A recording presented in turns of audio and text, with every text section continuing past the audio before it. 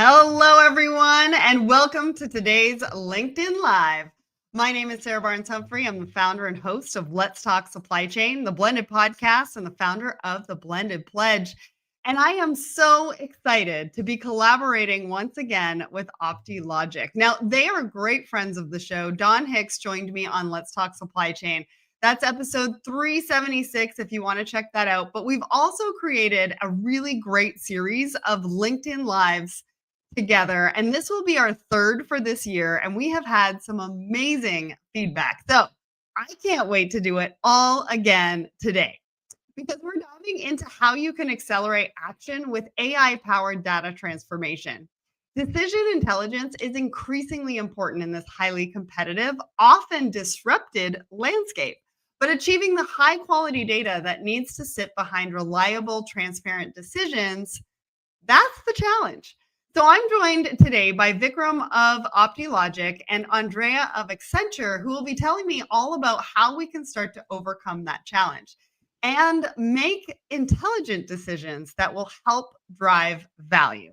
So welcome to both of you. Thank you so much for being here. So today we're going to be taking a closer look at some of the data strategies that could make a big impact on your decision making. From reusability and the big capacity multiplier to 3 key expansion paths and your talent retention advantage. We're going to be exploring how you can achieve decision-ready intelligence in your supply chains through AI-powered best practices. So grab a notepad and a pen or your computer or your phone because you're going to want to take some notes. And get ready because we're going to be answering your most pressing questions throughout the show. So put those in the comments. We also want to know where you're tuning in from. So tell us in the comments as well. We'll give you a shout out. We'll put it up on the screen.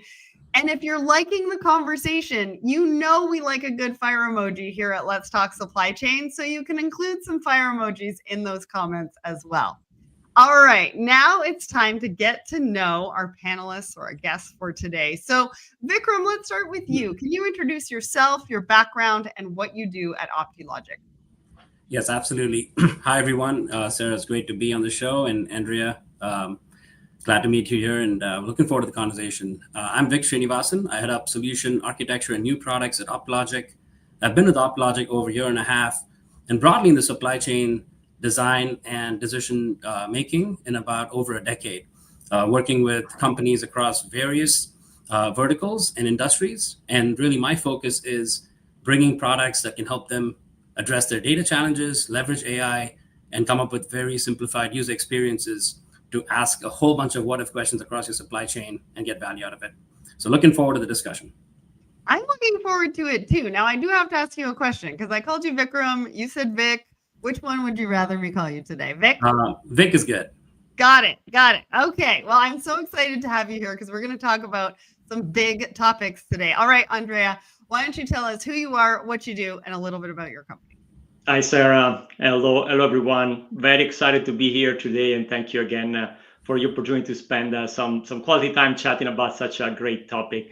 So I'm someone who has spent the past close to 25 years in supply chain consulting, but worked across heavy industries like chemicals, paper, metals, all the way into retail, consumer goods, and parcel and mail logistics. So pretty diversified experiences. Today, I'm at Accenture. I've been with Accenture for 18 years out of those 25. I'm the North America fulfillment strategy lead. And really, my role is to make sure that my team, my company has the right capabilities, the right skills, and the right partners like Optilogic to really help our clients across industries rethink their network footprint, look at their DC capabilities inside the four walls and from a network perspective, looking at their flow path and inventory positioning, really look at their fulfillment strategy overall. And as you know, it's a very relevant topic these days with changing conditions, disruptions, and so on. So that's my role, and very excited to be part of this conversation because data analytics is just foundational to what we do daily. Yeah, I'm excited to have you here. Now, I love a good partnership and collaboration. Usually, if I'm in my home studio, I've got a sign that says collaboration is the future of business. And we're going to see that transpire throughout the conversation today. So love a good collaboration. Glad we're here today. So today we're going to be talking about data. We're also going to be talking about AI and being able to make some good decisions. So like as an industry, where are we right now? Because I feel that we're in a bit of a transition period, right? We've got a better grasp on where we want to go and what we might need to get us there. But that is in contrast with some of the legacy technology and working practices that are still embedded in many businesses, and I think might be holding us back. There's cost, ongoing disruption. So what's your take on all of this? Andrea, I'm going to start with you, and then we're going to go to Vic. Yeah, I think I like the way you sort of differentiate the technology and the practices, right?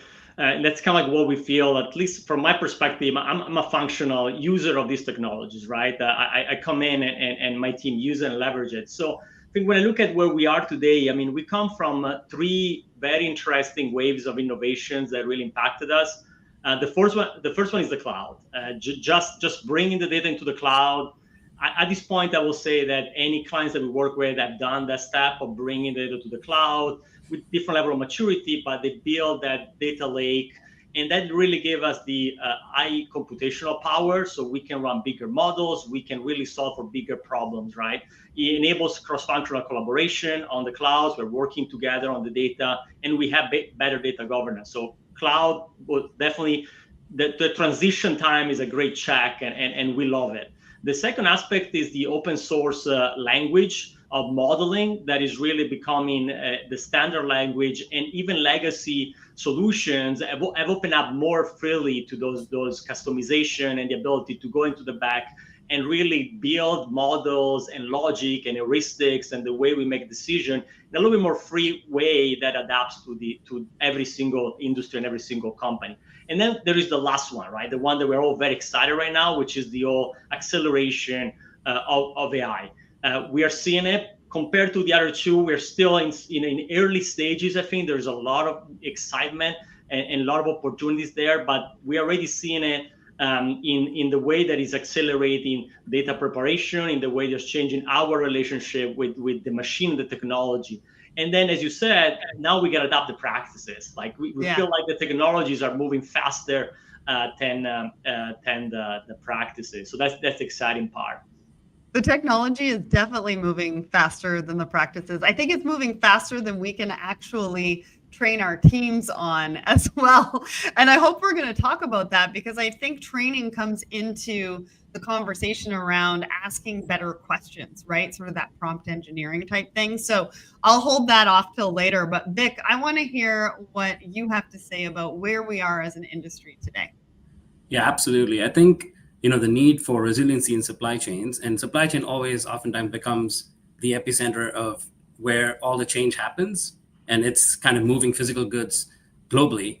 And so with all the change, I think we're seeing within the customers we're talking with that leaders are moving from just looking at these long-term, aspects of the supply chain, but really more emphasis and focus on the short-term and mid-term aspects of it. Because when things are changing so drastically, it's very difficult to plan years ahead. And so the question becomes, how do I bring, the lines of what we call traditionally supply chain design, supply chain planning, supply chain execution, management, those lines are blurring. And how do we bring the right teams together to solve the problem in hand? And how do we do that effectively? And so that's kind of a new shift in thinking, and kind of breaking out the silos is where we see it. Yeah, I think you make a good point in the fact that how do we think long term and be able to plan for the long term when everything is changing so quickly? What does that look like? How do we ask better questions? So I love that we've set ourselves up with the fact that, this is where we are right now. These are some of the things that we have to think about and what we have to work on. Now, Optilogic has said that we need to shift from occasional network studies to continuous, always-on decision-making. And that makes a lot of sense with what we have just been talking about, in the fact that everything's moving so quickly. So what does that mean? What has been the typical approach to decision-making, and where is that falling short in what we're doing today, Vic? Yeah. So if you look at traditional decision-making and the processes, they've evolved initially from more of the planning driven approaches, which had more rigidity and it was good for that, to now with all these changes, those batch driven processes and having multiple sequential steps and dependencies don't really cut it, right? You have a whole bunch of variability coming into your supply chain. There's a constant need to bring in the new business context that you're seeing. And as Andrea said, it's moving way faster than the types of the way that users are able to respond to that. And so the batch-based, periodic, project-driven approaches are probably safe to say they're gone. And now it's more about how do we take the same set of people, but evolve and allow for automation in areas that need to be automated and bring the right skills and personas together. So we're seeing data scientists, data analysts, modelers, planners. There's not a lot of rigid lines between them, right? So in the past they were. And so another gap we saw was that the capabilities need to be self-serve, and it wasn't in the past, right? So to answer a question, you usually depend on 3 or 4 team members to get the answer. And now that is just not acceptable. And so we're seeing that as a major gap in the traditional processes and how we need to shift to be able to answer those questions faster, self-serve it, leverage automation when needed, and then come up with this capability and invest in the foundation so that you or anyone in your organization should be able to come in and ask a quick what if question and get an answer, just like you do it in ChatGPT, but for supply chain design and decision making. Yeah, well, and I also think that the sort of old school methods that we're talking about today, they're not going to help you sort of keep up with the pressure to be able to move fast enough in this constantly changing environment. And so if you're sort of feeling right now weighed down by some of the processes and the way that you're doing things, that's your first indication that something needs to change, right? There's something within that context that you need to take a look at and potentially see how you can do differently, right, Vic? Yes, exactly. Awesome. We are having a great conversation in the comments, by the way. I think we're also talking about football, but I'm not entirely sure. I want to give a shout out to Mike DeAngelis, Mohammed, and Yathra over on my personal LinkedIn as well. All right, Andrea, I want to bring you into the conversation because I want to ask you, why should we be looking to achieve an always on approach? What's the potential impact? If I almost think about that always on, I already think about the pressure that supply chain teams and leaders are already on. And so, when I think about this always on approach, I almost think oof, are we going to be adding more pressure? So talk to me about this. Yeah, I think, in the past couple of years, I mean, the definition of digital twin has come so many times, and I think many try to actually build something around that actually real and concrete. And what we have seen in the past 2 years or so, we start seeing what the digital twin actually can be. And what I'm referring to is the concept of a simulation in the cloud, AI enhanced, a simulation of a company down minute by minute, order by order, SKU by SKU. So we're talking really a mirroring the policies of a company in the cloud and running it. And this is reality. We have been doing that now for 2 years and loading a terabyte of data, mirroring transactions. And that's the key enabler to me on an always on approach. Sometimes this discussion, from my perspective as a consultant, starts as a project. Hey, I'm looking into rethinking my network footprint. And what is the best way to rethink a network footprint to actually run a virtual copy of my company on a different network footprint and really measure the 2 scenarios down by the single order, single units. And then the next question is, we build this digital twin and is up and running in the cloud. Why do we want to shut it down when we answer the first question? And typically that's exactly how these type of projects are evolving now. They start with one question, they answer that question, and at the end of our consulting project, we have 10 more questions. So there's a ramification around the dimension of time horizon. So are we talking execution? Are we talking tactical planning? Are we talking strategic planning? Different stakeholders start looking at this digital twin and says, I like it. I like this digital twin. I have some questions. And so that's the always on approach that we start seeing, and it's been great. It's been great. But the technology behind is key, right? Yeah, and so I think about my question around pressure, and you're talking about simulation and mirroring, and it's important for us to bring that into the fold because I think that takes the pressure off with the always on approach. Because when you're using tools like that, you can actually have them running in the background while you're going to do other things. And so no longer are we going from one thing to another, we can have things running simultaneously, which can give us the information that we need. But it was funny when you were saying that that people have additional questions. I'm going through this right now because I have a tech project that I'm working on. And I just realized yesterday I asked some questions and then they commented, and now I have a whole bunch of new questions that I have to ask. So it's great because it's this constant feedback loop, but we do have to realize that we constantly have to be in and part of that conversation to keep things moving forward.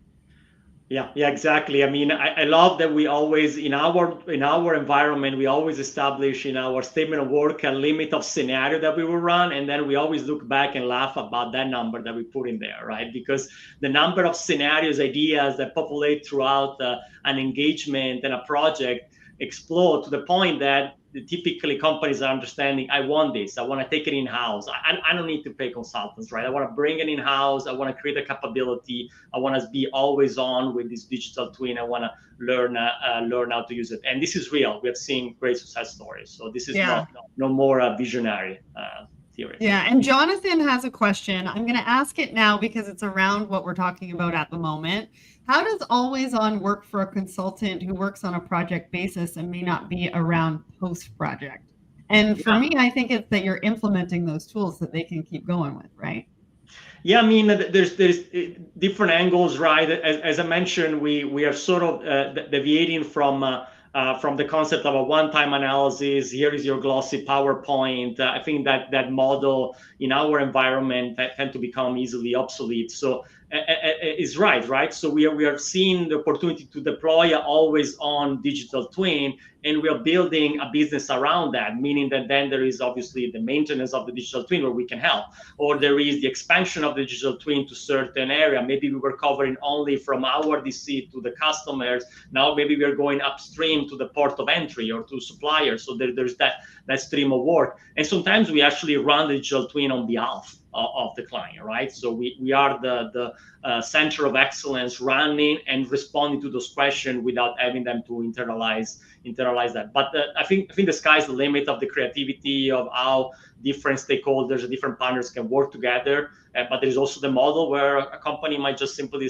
decide to take everything in-house and grow their own capability. And I think that's a great answer because at the end of the day, it's about collaboration, and you're going to have partners doing different things. And then also things are changing all the time. So you're going to move in different directions as well. And you need to be resilient, but also flexible to be able to do that as well. Want to let you know, I don't know if you see that QR code in the top right-hand corner, but if you want to find out more about what we're talking about today, go ahead and click on that as well as we go through the conversation.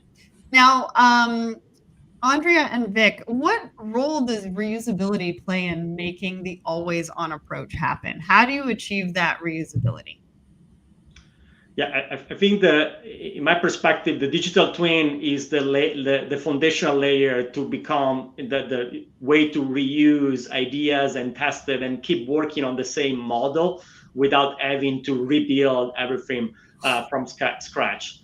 With that said, there is to me more a point around the best practices or how to make it reusable, meaning that once I establish that digital twin, who owns it, who controls it, how am I creating those questions and prioritizing those questions and answering, because at the end of the day, there needs to be some governance around that. So that reusability is not just technology, but it's also governance and operating model. And then Vic, you probably see this also from an angle of data, right? How do we feed the data so that digital twin is reusable because it's always on top, right? It's always the best, latest data. Yep, no, exactly. And I think from a data side, right, if we fast forward the last 30 years in 30 seconds, we went from these really powerful, rigid data warehouses to this overcorrection of data lakes to now lake houses in the middle, which I think we all love lake houses, right? And so the idea of having these the likes of Snowflake and Databricks and companies using it has really helped folks take advantage of data, semantic layer to bring the business context and bring that into systems like ours, where we can now add more value through modeling, through simulations that Andrea talked about, and keep that always on. But the key is we are dealing with global companies, and every model, every scenario has some nuances to it, right? What is working in a specific country and just in terms of how you define your modes and how you fulfill products, and what's that overall network footprint look like, there are going to be nuances. And so what we've seen in the past is everyone uses those upstream data sets, but they create their own siloed workflows, and that creates a spaghetti mess of various workflows, and you're not able to compound the value of your teams. And so the reusability part really drives what we call composability. And what I mean by that is with AI, what we see is you can have AI help you standardize a lot of those things. It can document more things for you. It can automate more things for you. And so gone are the days where you're working in siloed desktop applications. You're in one central a cloud environment, and let AI help you with the pieces that humans are not the best at, and let humans stay in full command and control in terms of bringing the best business context, asking the right what-if questions, layering the deep insights that we're the best at. So that's kind of how I see reusability starting to take off with cloud centric and AI-driven platforms. Yeah, such a great response. And I think, if we think about creating these scenarios and how do we use them in other places too, right? That's sort of that reusable aspect, is how do we take some of that data? How can we use it over here? But then also, how do we bring it together for collaboration? So on our last LinkedIn Live, Diana Orrego of Sancora talked about some of the challenges with data, and she shared that data preparation can consume 80% of the overall time on a new project, which is so shocking. I was so shocked by that number in our last live. Vic, can you talk to us about cutting that data preparation time down? Why is that so important? Yes. So let's talk about why is it 80% to start with, and then we talk about why that becomes so important. These data sets, as we said, in a really perfect world, I would love to have all my data curated, cleansed, ready for modeling, and that's just never the case, right? There's data discovery, they're in different systems, and now with AI and all these other capabilities I talked about, this is actually skyrocketing. There's more and more data available, and you need to find those, right? And there's identifying the data, cleansing it, building in the supply chain context, transforming it to models, refreshing those models and building those models, and then asking as many what-if questions. And what we're seeing is the time is going up even more because we're constantly changing the question, the scope, the inputs to the model. They're not static anymore. They're highly dynamic. So you might have gotten a cost as of last week for a certain lane based on, say, ocean mode, and now that's changed. And how do you build in that capability so that you're not spending 80% of the time there, right? And there are ways that we can talk about on how we can address it. But if we don't, the problem is the executives in teams we're seeing need answers in the same day sometimes or the next few days. And if we take about 6 weeks to go and do these things and then come to the answer, and then after that, the inputs and the assumptions have already shifted, now you're almost like playing catch up, and you're never going to catch up. And so that's kind of a big problem that would need to be addressed. Yeah, absolutely. Now I see some good questions coming in. We've got Jonathan, Arturo, and Tom. We will get to those in just a little bit. But Vic, I want to ask you, because we are talking about AI and automation today, how does that play a role in helping to reduce that time? Yeah, that's a great question. So AI is not going to automate everything. So that's the good news. But also the good news is it's going to automate really important parts that, end up costing a lot of time and effort for us. So the areas we see AI really play a big role is around the upstream raw data cleansing. So quickly identifying the data. You always, when you get a data set, you're looking for 25 to 30 different things. Andrea's probably done this in every project. He knows what those are. agents can do all that for you. It can be dynamic. A field could have the same city spelled differently, or a country represented as USA or United States. It doesn't matter. AI will figure all that out for us. It can get us very quickly to a point where it's mapped that data, it's added the context, and it's built a model for you even. And then the next question becomes, okay, now that you have that, you're asking all these what if questions. As Andrea said, a very important point, we would scope out 6 scenarios, 8 years ago, and say, this is the scope of the project. Today, we're seeing users run hundreds and thousands of scenarios. And the reason is because you could use AI to sift through the output and serve up only the ones that you need to focus on, right? So you're not having to go and manually go into databases and tables to understand everything. It can do a lot of that, cleanse up what needs to be focused on, serve that up, and then as end users, we see people get more value out of it. So raw data, model building, automation, model output analysis would be critical areas. Well, and Andrea, I want to bring you into this part of the conversation too, because I think it all depends on who's also interpreting sort of the data that comes out of the output. So what impact can that have in terms of a team's strategic output, and who's looking at it and how they're using it? Yeah, I agree. I think there's a couple of aspects of using AI to actually open up to different skill set inside the team that previously what we are seeing is that the whole data preparation, data cleansing was always contained to the wizard, right? The single individual, sometimes, or few individuals that really know the data, understand the data, what it is, what it means. I think that's a great opportunity now with AI to actually be augmented and being able to ask questions of what is the data structure? What does this field mean? Can you give me an example? So the natural language relationship with database help us coming in from the outside help us moving faster and not having to rely necessarily to the single wizard, a single really person that owns that knowledge. And then obviously there are layers, right? Some questions will always go to the human expert, but we might be able to tackle and move fast from that standpoint. So there is the actual manipulation of the data, but there's also the understanding of the data that really can move us faster. And overall, as I was listening to this, I was thinking, at the end of the day, we're talking about speed, right? So we're talking about speed to prepare scenarios, but we're also talking about speed to start this journey. So when we talk about digital twin, a virtual replication or simulation of a company, half of the executives tend to fall off the chair and says, oh, this is going to be an enormous project, multi-year, multi-million.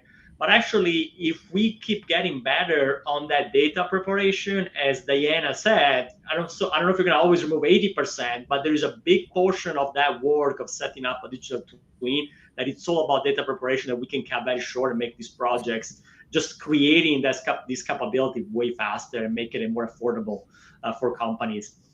Yeah, I think I heard a sigh of relief collectively when you said that. Because we talked about pressure earlier, and then you talked about how we can reduce that time, and how we do need to speed up but to slow down at the same time. And I think a lot of people do need to hear that, and also the taking on of that project, from a cost perspective, from an output, from an obligation, what that looks like. So Optilogic, sorry, go ahead. Consultants are optimistic, by the way, so they will always be. I love that. Optimism is always good. So Optilogic has talked about 3 expansion paths or value multipliers. Can you talk to us about these proven paths to ROI? Because of course, what we're talking about today, everybody wants to see that ROI, but I think ROI means different things to different people. So Andrea, what do you think?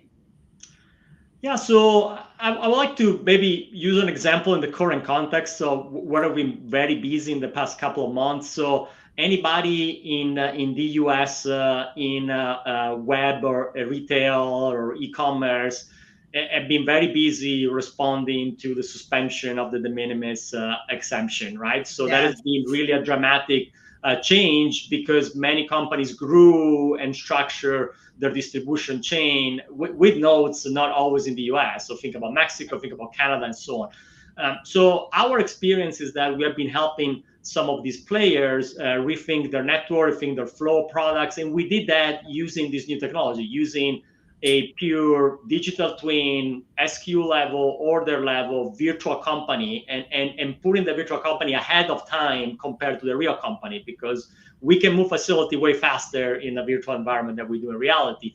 And when we think about ROI, this is where we're seeing really the tangible result and the satisfaction of our counterpart executives, because we were able to bring together point of views of legal duty structure. You have to structure your inventory, silo here, create a bond inventory there. That type of design that is designed more from a paperwork, right, and legal flow. We brought that expertise. And then you bring more the classic supply chain net landed cost analysis. But what we were able to do by bringing all of this, we found out things that in the past were impossible to really measure, like fill rate. How is fill rate changing if we create different silos? How if I stop sharing inventory between Canada and the US? What does it mean from an exposure of products to my customers online? Those typically tend to be very theoretical, very institutional knowledge. Well, I mean, if we reduce, probably we're gonna. Now we actually simulated through Monte Carlo simulation, and actually we demonstrated the number one problem in all of this was not necessarily logistic costs, not necessarily some of the duties, but was the impact on fill rate, actual risk losing sales. And so that's, to me, it's huge. That's the ROI comes from those analyses that in the past were very, very hard to do, very, very hard to come out with a result that everybody at the board level can actually buy into. And it says, okay, how did you do that? How did you estimate that fill rate, right?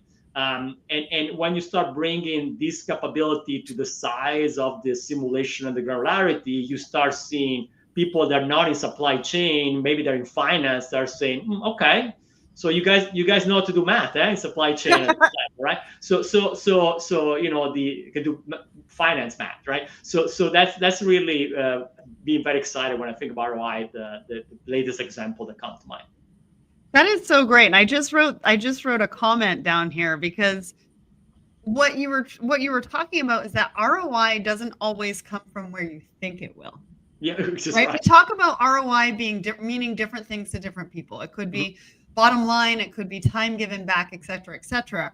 But the other layer to that, and what you said, was that it might not always come from where you think it's going to come from. You might think it's going to come from one area, but when you run these simulations, you run these scenarios, and you're able to collaborate internally within different departments, it's really a light bulb moment for everybody. Yeah, I love it. I love it because, in fact, I think in retrospective, running a simulation of a company is not necessarily led with calculating one metric. Like in the past, we would start with the metric and says, what are the savings in transportation? Now, because we run a full companies, then we observe from the top and says, how did it go? This metric went up and this other went down. So we can look at the whole spectrum of metrics, not just one calculation in Excel of one metric, right? Yeah. And so what do you think are the first steps businesses should take to capture, that value on one or more of these paths? Because, it's all well and good that we're talking about the tools and what people need to do, but I think sometimes we get caught in that, how do I just take action? What are my first steps to doing that, Andrea? So I will go back to a phrase that we used a couple of years ago, really when we were, I will say 10 years ago, when we started with the whole digital supply chain, and really explosion of analytics as a brand, as a concept. And we come out with a phrase that says, go small on big data, right? So which is basically saying, if you're still skeptical, if you still need to really understand where to start, I will say there is value in running a simulation, build a digital twin, even for a small portion of your company. It can be a single product family, it can be a couple of facilities, it can be a portion of your network. Obviously, the bigger the scope is, there's a multiplier value, but there is still the ability to drive opportunities For example, we have been talking to a company that grew up out of 28 acquisitions. So there are 28 companies, and there is a desire to bring them all together from a distribution standpoint. Wow. You don't have to do that at once, right? Maybe you start thinking, well, let's build a digital twin of these 3 companies and bring them together. And so by starting small, there is the opportunity to also be self-founding, right? So the 3 companies will feed the next exercise of expand digital twin to the next 3. So that would be my suggestion. Obviously, if somebody has a blank check, I'm here, right? If you want to start big, go big. I love that. All right. We need to bring Vic back into the conversation. How does new technology open some of these paths up, Vic? Yeah, I think we hit on a couple of the ones earlier, and I'll add to that, right? We talked about the AI and the automation piece that significantly helps, and we're seeing our customers hungry for it, and it makes their lives easier. I did see a question in the chat: do modelers get a 4-day work week? That's a great thing to have, please right? answer that one. That was from Tom. I haven't put it up there because I thought it was a great one, because we're going to get to all the questions in about 10 minutes, but please do answer that one. Yeah, I mean, yeah, I think it's in alignment with, if technology, I think the types of the time spent would change, right? You might still, I can't guarantee you a 4-day week, but I like it. I would vouch for modelers to have it. We're going to call you on that, Vic. We're all going to go to, our teams and like Vic said. Yes, absolutely. Because if we can have this always on, I think the time would shift more downstream versus like the data wrangling. It'll be more into insights, recommendations, taking action and getting value for your business, which is the fun part. And by doing that, if you can negotiate a 4-day week, I would say go for it. So from a technology side, we have AI that can do a lot of the work we talked about. But what's also interesting, if you kind of take a step back and look at, in a supply chain, the various actors that are involved in making a decision, all the way from the executives asking the question, the teams that go on and build these digital twins and models that Andrea talked about, getting input across logistics and inventory and all the different teams, and then going back with an answer. And then it's either in a PowerPoint or a BI dashboard that executive consumes. I think that made sense in the way the technology was and how the landscape was. Mm-hmm. But if you look at the expectation, and I'm talking from the modelers, from the planners, from the executives, we all use ChatGPT. I think the chat box has unified our user experience, right? And the expectation is I should just be able to go and ask a question. I don't have to go hunt this down. I don't have to drill down 20 reports. I don't have to call Andrea and say, hey, can you run this extra whatever analysis and update the dashboard so I can see it? I should just talk and ask, what is the impact? Which product line should I worry about? When should I, go from 2-day shipping to 3-day shipping? What is the impact of these things? Now, the models have already been built, and so technology can help you with it. But I think a nice user interface is the unifying interface of chat, where users and executives any persona can interact, get answers. And some of it might not have the answer. So it might say something like, let me run this model for you. Or maybe it's going to do like ChatGPT saying, can you give me more details and assumptions and clarify? But that is where I think in a cloud environment with AI and models set up and digital twin setup and the chat unifying experience, it makes it really easy to be able to at least start exploring and answering those questions. Yeah, but I think that also comes down to how you ask the questions, right? I mentioned earlier about prompt engineering. I think we do need some training for teams and leaders to get on the same page as to what those good questions are, and how we're aligned as a culture and a company on what that actually means, because there's interpretation of that data, right? You were talking about that PowerPoint going to the C-suite and then their interpretation of that without giving any context, right? And we're away from that, but there's still interpretation. There's still some bias that can be put into play. And so I just want to just give that a call out, in the fact that we do need some training around asking those right questions. Yes. To make sure that we get the results that, not necessarily that we're looking for, because it's not always going to be exactly what we want. We Yes. want to tell us everything that we want it to look like, but sometimes it'll give us scenarios that we may have some bias in, and we need to make sure that we don't bring that into the interpretation. So I think that's important. And just on that one, right, it's a very good point, is like these become tools and enabling capabilities, but I still think the kind of space we're talking about, human in the loop decision making, is what we're talking about, right? So we do want, like you said, the system prompts and the prompt engineering, that training and getting more folks access to that, but also demystifying the assumptions and having experts in the room to clarify things and add the value to it. Because you have to take AI with a grain of salt, right? And that's why I think the human in the loop is going to be very important in these experiences versus everyone just in their own rooms getting answers and making decisions in a siloed way. That also is a dangerous play. It's about how do we all come together so we're talking the same language. Yeah, so true. Now, I want to get to the retention part of this conversation because you just talked about the human side of things. So let's get to that. And then in about 5 minutes, we're going to get to all of your questions. We've got some really great questions in there. I want to give a shout out to your logistics coach over on Instagram who's watching it over on our Instagram, which is awesome. So we're going to get to those in about 5 minutes. So if you do have any questions, make sure to put those in the comments because we do want to get to those before the end of the show. So technology is obviously key to innovation and helping to move the industry forward, but so are people, right? And talent shortages are an issue right now, or whether we're talking about technology, frontline, et cetera, et cetera. So Vic, how can leaders leverage cutting edge tools as a strategy to attract and retain talent in a competitive market? Because I would assume that some of the tools and strategies that we're talking about today are going to be really positive and really exciting to those looking to work with companies who are taking that on. So Vic, let us know what you think. Yeah, absolutely. I think we, at Optilogic and maybe even Accenture with Andrea, we've all gone through that path very recently with AI, right? We had to have hackathons and create a culture of like everyone and being encouraged to build your own AI agent, to run, a different model with it. And it could be a simple task too. And I think it starts with the culture, right? So the culture of let's not get spooked by AI. Let's embrace it. Let's build things where you get access to it easily. Let's fund programs to do that.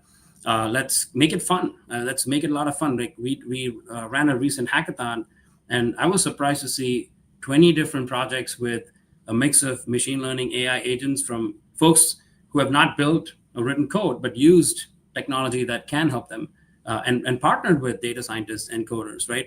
And so the idea of, I think, culture and fun is a critical aspect and kind of funding programs to get them to do that. But also, again, getting them closer to the actual business problem, because the more they see that the number of questions that they have to ask and answer for the business to just be competitive is skyrocketed, that the value of the work that your teams are doing and embracing it puts the company forward to be able to do that and be successful. So once they see that and they know their direct impact of their work, they're going to be leaning in and doing a lot of the things on automating things versus worrying about what will happen to my role. It's more about, hey, the company's winning. We're going to go figure out ways to help that initiative, and we're directly all contributing to it, and we're able to become competent in the ever-changing landscape. Yeah, I think one important point to note, though, too, is that we want to make sure that we give everybody the opportunity to test and fail fast, right? If we're asking the wrong questions, we need to tweak how we're asking the questions or things like that. I think we need to make sure that it's a safe environment for people to try things out, see what works, what doesn't work. And that's a different, sort of mindset and culture. And I just wanted to call that out because I think if we are going to retain it, it's exciting to have these tools, but we also have to have the culture and the environment because any transformation is only 20% technology. So Andrea, I want to bring you into this. How can what Vic is talking about be translated to competitive advantage on a business level? Yeah, I love the whole, going back to the human side of all of this, right? So to me, the competitive advantage will come to the players that have this great digital twins capability, but in reality, all these capabilities are leveraged and maintained and controlled by a strong team of people that are excited using it. And I think right now what we're seeing on my side is that junior resources, when they get exposed to this type of technology, they get very excited. And if they can find a way to learn and train on it, they just go through all that material very fast. But they want to really be part of this sort of AI-driven transformation. So to me, the competitive advantage will come to the company can really bring that team, successful team that can very fast, very independently set up these capabilities, build the agents, analyze these scenarios, and help the leaders make decision faster. To me, comes from that core team. Yeah, absolutely. Just a quick reminder before we go to all your questions, the QR code in the top right-hand corner, go ahead and give that a click because you're going to want to go and learn more about DataStar and some of the things that we've been talking about today. All right, Arturo, Andrea, how do you set the scope of digital twins? The more complete, the more challenging to maintain. Yeah, I think definitely I will say the scope can be pretty broad. At the end of the day, we have done digital twins all the way from the supplier door in can be even offshore all the way to the delivery points. And I think really I will start with the use case. Rather than worry too much about the complexity. The complexity at the end of the day will be automated, and even with a little bit of effort can be automated. Preparing 1,000 orders, customer orders in a simulation is as difficult as preparing 25 million orders, and I can tell from experience, right? So once the engine, the rules are built, as you said earlier, let the cloud do its thing, while we are worried about something else, right? So to me, the key is about setting the boundaries, what the use case is and where really the value is. If certain decisions are pretty much fixed for now, they're not going to be changed for some time, then there is no need to extend the digital twin in areas that, for whatever reason, are not addressable or not a priority, and that can help a little bit reduce the size of the problem and the maintenance and so on. So I will be business led more than data worried. Let's put it that way. Okay, that's a great question. Thank you so much, Arturo. And then we've got Haley.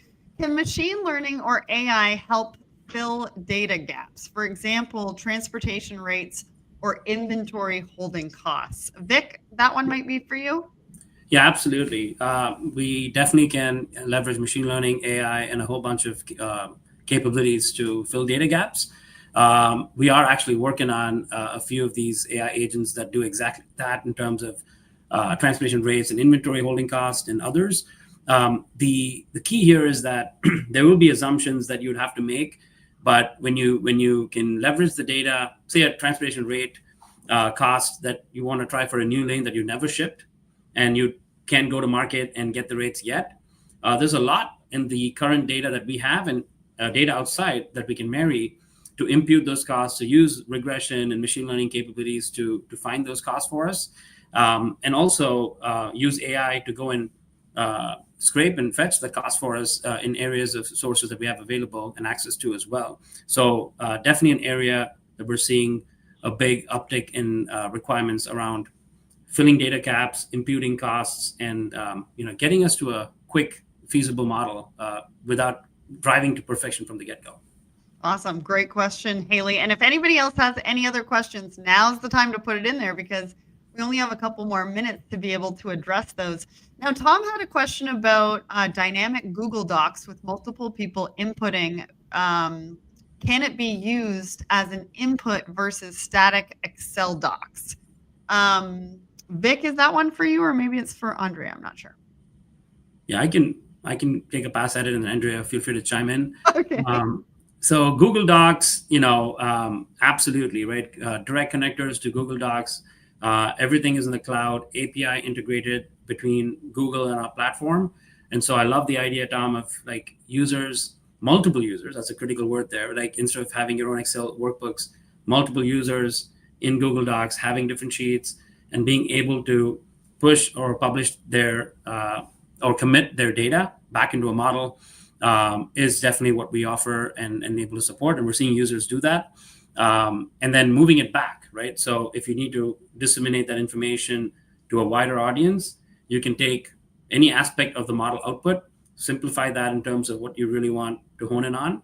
If it's a product manager who cares only about a certain category, or an executive who wants to see the overall OTIF or the cost impact, you can simplify those and kind of disseminate it back through Google Sheets as well.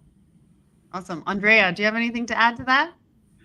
I think anything that is cloud based and collaborative will always be the static files. So for sure, I will always lead toward that direction. And in the case of Optilogic, actually collaboration on tables can be done directly into the platform. So we do that quite daily. We have teams working on the same model, on the same table, on the same platform. Absolutely, I mean, to me, it goes back to that revolution of the cloud. Let's all work together on one single data source. Yeah, I love it. No longer are we downloading and uploading and asking each other what version we're on, right? Yes, we don't want to do that anymore. No more static files and attachments, please. We absolutely don't. We absolutely don't. All right. So to wrap up, I've got a couple of questions for you. I want to look into, I mean, listen, I don't think any of us have a crystal ball right now, but I do, we're at the end of 2025. We're heading into a brand new year. What do you think teams should go into 2026 doing or thinking about, or maybe taking first steps on? Andrea, I'm going to ask you first, and then Vic, I'll have you follow up. I think from a supply chain analytics perspective, we have to balance the wave of solutions that keep coming at us, which is great. So there's a lot of startup, a lot of ideas, but it can become overwhelming, right? So I think balance that and being able to filter out what is real and what is still sort of try to be sorted out and play the wave of AI. I think is going to be the biggest challenge of 2026.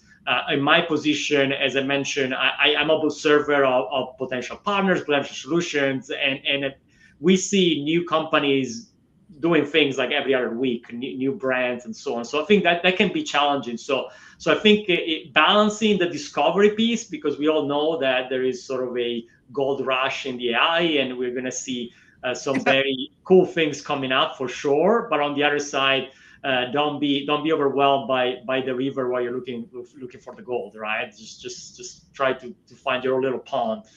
Yeah, the peer pressure, Andrea, I think is what you're getting at, in the fact that things are moving really fast, but you want to make sure that you're not overwhelming yourself and your teams.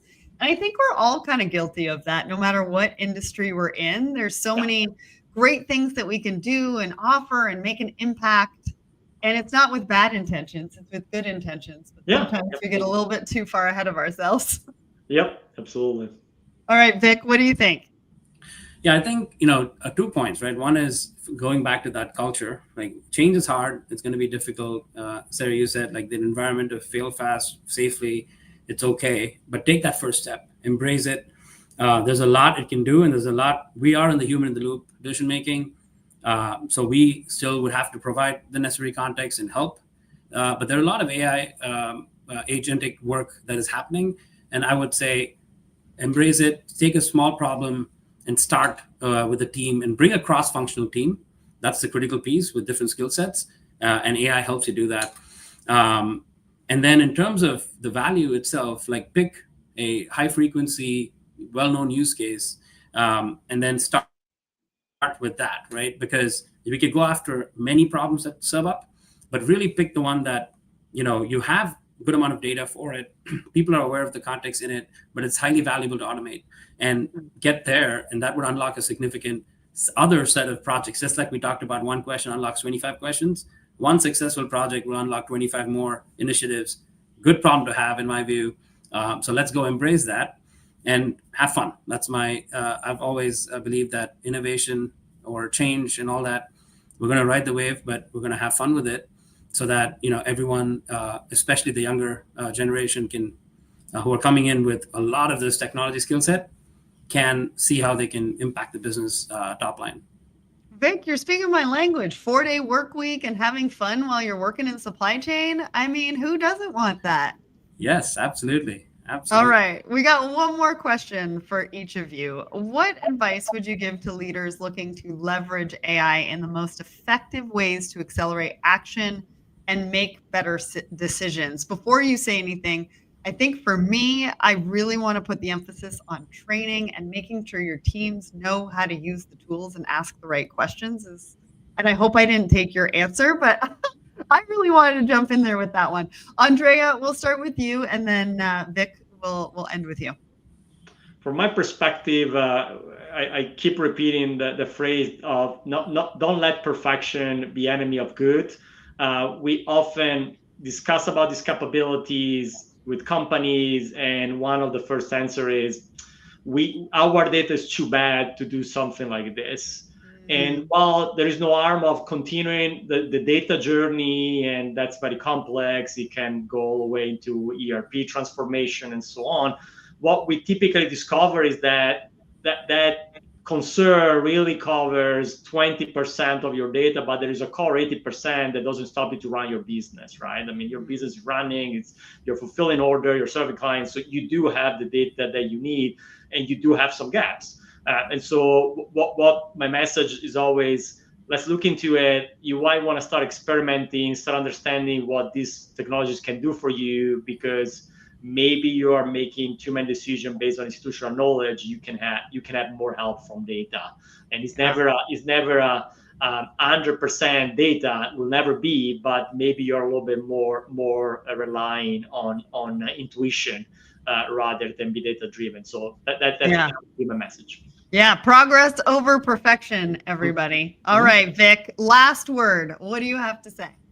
Yeah, I think, to your point about training in AI, I personally, if I have a question nowadays, I go and try to get a quick answer in a self-serve way, right? And I do talk to the experts who would have much more deeper insights, but starting with being able to democratize that training and get more people comfortable with this sort of where we're at with the technology landscape. That's number one. Like, without that, it's going to be hard for folks to lean in, and then incentivizing them to understand, by doing that shift, what it would unlock. So whether it's a project that's ongoing, don't maybe put them on the most high deadline project where you can experiment and you probably want to do things that you've done in the past, but really come up with ways you can create that culture where you have initiatives and incentives where these folks can come in and start driving it. And technology-wise, I'd say 8 months ago, I would say like things were getting started. At this point, I'd say for supply chain use cases, things are getting solidified. We do have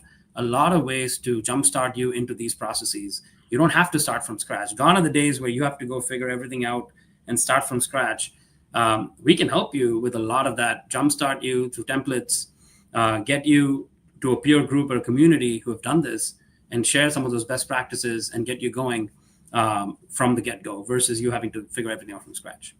That's great. Well, that's all the time we have for the discussion today. We had great engagement in the comments. I hope all of you have enjoyed it.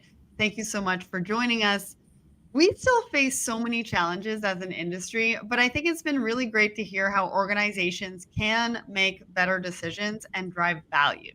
I think by evaluating more options and leveraging transformed infrastructures and new technologies, not only can they make better decisions, but they can make them at speed and scale. And that really is priceless. So if you're looking for a partner to help you leverage powerful data strategies so you can shift from occasional network studies to continuous, always-on decision-making, check out optilogic.com. Make sure to grab that QR code before we go.